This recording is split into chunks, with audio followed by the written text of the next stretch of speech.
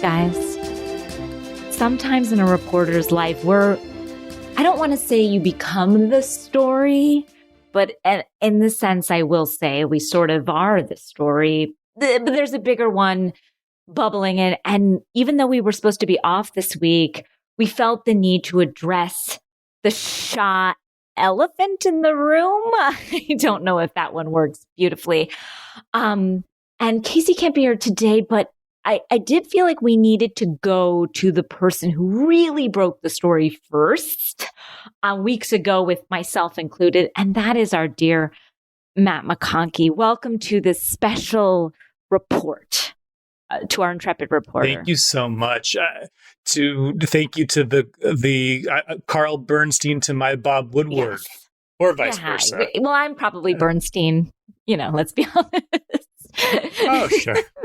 I don't like the way you treated Nora Ephron, but I respect your work. I thought that was Bob Woodward. I don't know. Unclear. Look, let's get to what we're talking about, and that is the amazing news. And there's so many Shahs that people have been sending me, and I hope I can get to them all. But the Shah incredible, the Shah upsetting, the Shah-awking, someone said, and I'm sorry, I don't remember who, but people have been sending me them all day. News that Jen Shah has been arrested for a supposed crime of, I can't quite make heads or tails, but I think therein lies the issue. Matt, can you say what we said a few weeks ago? Can you bring it up? Well, we, right after the first reunion of Salt Lake, we did zero in on Jen's job description, which I'm putting in the biggest air quotes of all time, because it was so vague. Yes, and the crime itself is confusing, but not nearly as confusing as how she identified herself, her so-called career from the beginning. But yeah, from what we gleaned, it's fraud. And by the way, we should also say, alleged. This is some sad, dark shit, and all allegedly. But I think that it is okay to make fun of her because the alleged crime is pretty cruel. Yeah, I'm not. It is preying on elderly people, and it is preying on elderly people. I can't quite make heads or tails, but it's like selling leads to people. Lead lists to other. Again, she sort of said again, and. Innocent until proven guilty. I do think this, justice system is quite broken. So who knows? And we are not the judge, jury, and executioner. We are just reporters reporting what we've heard and seen, and rumors, because that's what we work in. That's mainly what we trade in. Sure. Source.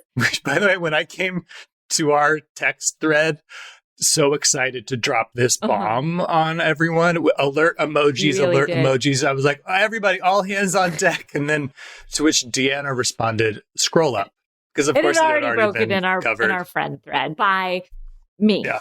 Anyway, just FYI. We're not here to pat ourselves on the back, but that is actually basically the entire point of this little is just to say, I'm not saying a Pulitzer is, I'm not saying we're Ronan Farrow. I'm not saying any of these things, but I'm not saying them. This isn't about Jen Shah. This is about us and our intrepid skills at sussing out when something doesn't feel right. And I'd like to thank the listeners who credited us in this. Because, a lot of times we don't get credit in this business. And what are we hearing? How did it go down? People have sent us texts, threads, and various just different things about what has. And these are screen grabs of DMs of posts of other DMs. So it's a real Russian doll. Something. And this is from, I believe, the podcast Two Judgy Girls, which is another amazing Bravo podcast. And we're hearing that agents went to Jen's house. She wasn't there. She was filming. They had to track down a van, but Jen had stopped filming. She said some sort of thing, but that her husband got hurt, which obviously wasn't the case, but I think she was. She said, they're in a van, and she said, she gets a phone call, and then she said, I have to go. Coach is in the hospital. Which is the most. It's always the hospital with this one. Yes. Lots of hospital. And also, to think of Coach Shaw in any sort of peril is terrifying to me because I love him so. Yeah. And then I guess they found her somewhere. And I guess the house that we had all been saying that the house that she was filming in for Bravo was not her house. And someone did find, you guys are amazing reporters because somebody found the house that she actually is living in, that Zillow. Like, you guys are incredible, and sent me a screen grab of that, which is a lovely house, but quite modest. It is it's a 1,600 foot 3-bedroom, which I think people are making fun of it. Michael was like, that's bigger than my house. Okay. We're just saying, like, for what she was giving us, it's not a chalet. It's more modest. It's something, I'd be lucky to live in, but still more modest than she was coming off. And what do you think, Matt? I mean, here's the deal. I love my girls. I love all my ladies, even when I hate them. And so I don't like to see them in trouble. I don't like to see their families in trouble. I feel for this. So I do want to say innocent until proven guilty. Sure. But the fact that they were filming when this happened, the fact that we're going to get a season of Salt Lake with this, and we're going to get a season of Beverly Hills that with the Erica Jane legal drama, it's like prayer works, God is real. He didn't help so much on some things the year that we all went through, but he did help in this. Yep, but and I don't want to say this makes up for all of it, but it's a nice, getting close. It's a nice gift with so much darkness around us, and this is dark too. Again, I feel for her family. No one deserves this to happen to their family. It's so painful, so fucking painful, and I hope she's innocent and that she got involved in something over her head, much like Teresa Giudice, much like Erica Jane. We don't know their involvement. This does seem to have Jen's involvement, though. She doesn't seem to be a pawn in this game. She seems to be leading the game. Yes. The DA or whoever the beautiful shady indictment statement or whatever that thing is pretty clear that she explicitly knew that she was going to be preying on and there does seem to be again through what I'm reading, and I don't understand the law, but and again, we don't work in facts. Reporters don't work in facts. We work in rumors, innuendo, DMs. Like reporters, we are not other people. Yeah, we are not detail oriented. That's what I know about reporters for sure. But I will say that it also seemed that she was using covert email situations to try to cover the tracks. Is what I read. Yes, offshore accounts, encrypted messaging, which is incredible. All of it. Shaw salute to anyone who understands how to work technology, but it still seems quite dark. I hope this is a big misunderstanding. I don't know. Again, I'm always hoping for the best, but. Taking down her first assistant, her first captain, Stuart. Well, her trusted gay sidekick. It doesn't bode well for Stuart because, as we know in these situations, the top usually throws the underlings under the bus, and Stuart, you're going to go down because Shaw's going to throw you away. Shaw has no loyalty to you. Yeah, I'm sorry. It's like if you and Casey ever get wrapped up. Oh, I'm going down. I'll be. I'll go down. Casey's going to be flying free. No, you two will be just like Jen when we saw. Did you see her walking out of the federal courthouse in braids and a fur coat? Just truly iconic. That was I just didn't expect. I would not be looking as put together. Let's just say I would be looking a little worse. Oh, the best, most sort of thoughtful, sensitive response from this, I would say, came from Brooks Marks, the wise sage of Salt Lake.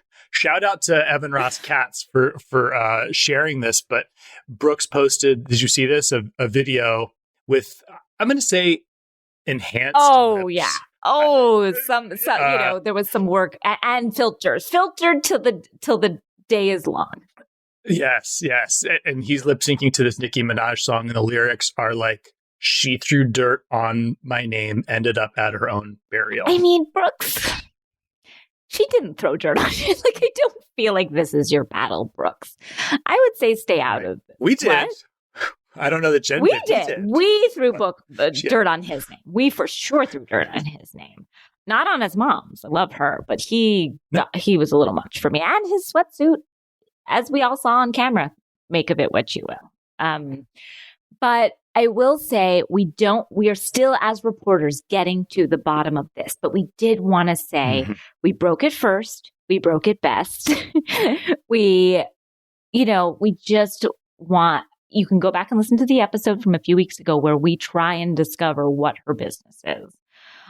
Yeah, we zero in on the text. Yeah. And to let you, again, innocent till proven guilty. But Matt beautifully transposed the scene again where this comes up. And we wanted to read it to you and let you be the judge, jury, and sadly, executioner. You could simply go back and watch. No, we'll do a better. We'll do a better job. I think we will get the subtleties. We'll dig it out.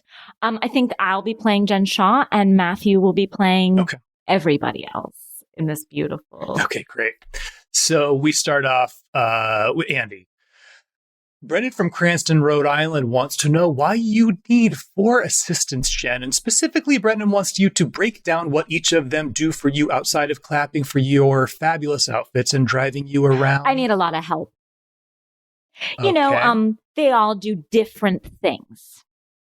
Doing what? They all do different things. I mean, I run a lot of companies and businesses, and a lot of them have different roles in the companies and businesses.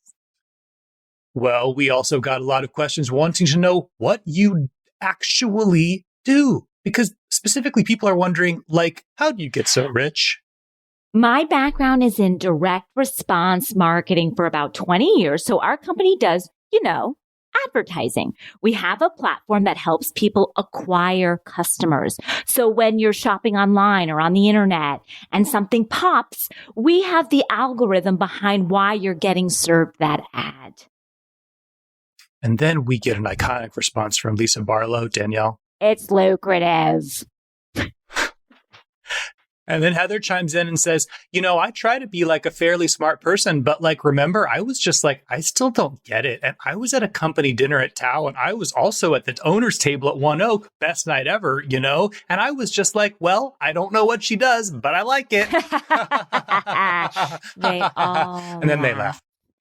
Guys, you be the judge. I will say that Heather was also onto things, though. She was drinking it up and getting lollipop meatball sticks at Tao that night. So doesn't seem to have a care in the world.